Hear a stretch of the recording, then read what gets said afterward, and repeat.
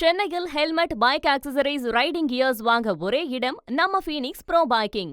சமக்ர சிக்ஷா அபியான் திட்டத்தின் கீழ் தமிழகத்திற்கு ஒதுக்கீடு செய்யப்பட்ட நிதி மற்ற மாநிலங்களுக்கு திருப்பி விடப்படுவதாக முதலமைச்சர் கூறிய குற்றச்சாட்டுக்கு தமிழக பாஜக தலைவர் அண்ணாமலை பதிலளித்துள்ளார். எக்ஸ் தளத்தில் கருத்து பதிவிட்ட அண்ணாமலை, இன்னும் சமக்ர சிக்ஷா திட்டத்தின் கீழ் மாநிலங்களுக்கு நிதி விடுவிக்கப்படாத நிலையில் தமிழகத்திற்கு ஒதுக்கப்பட்ட நிதி பிற மாநிலங்களுக்கு திருப்பி விடப்படுகிறது என எப்படி முதலமைச்சரால் கூற முடிகிறது என கேள்வி எழுப்பினார். மேலும் தமிழகத்தில் செயல்படுத்தப்படாத ஒரு திட்டத்திற்கு மத்திய அரசு எவ்வாறு நிதி வழங்கும் என கேள்வி எழுப்பினார். தமிழகத்திற்கு எதிரான பாஜக அரசின் அநீதியான அணுகுமுறைக்கு எல்லையே இல்லை என முதலமைச்சர் ஸ்டாலின் தெரிவித்துள்ளார்.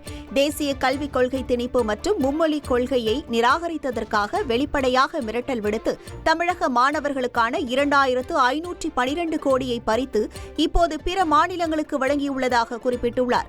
ஒரு மாநிலத்திற்கு எதிரான அரசியல் பழிவாங்கலுக்காக கல்விக்கான அணுகலை கழுத்தை நெரிக்கும் அளவுக்கு இரக்கமற்ற எந்த அரசாங்கமும் இந்திய வரலாற்றில் இருந்ததில்லை என்றும் தெரிவித்துள்ளார். தமிழகம் மற்றும் அதன் மக்கள் மீதான அநீதி மற்றும் வெறுப்பின் முகமாக பாஜக மீண்டும் தன்னை நிரூபித்துள்ளதாகவும் முதலமைச்சர் குறிப்பிட்டுள்ளார்.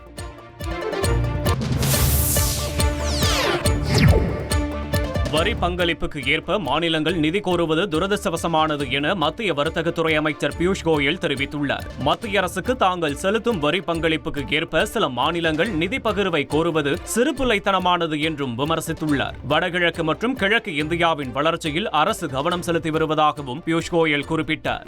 சென்னையில் helmet, bike accessories, riding gears வாங்க ஒரே இடம் நம்ம ஃபீனிக்ஸ் ப்ரோ பைக்கிங்.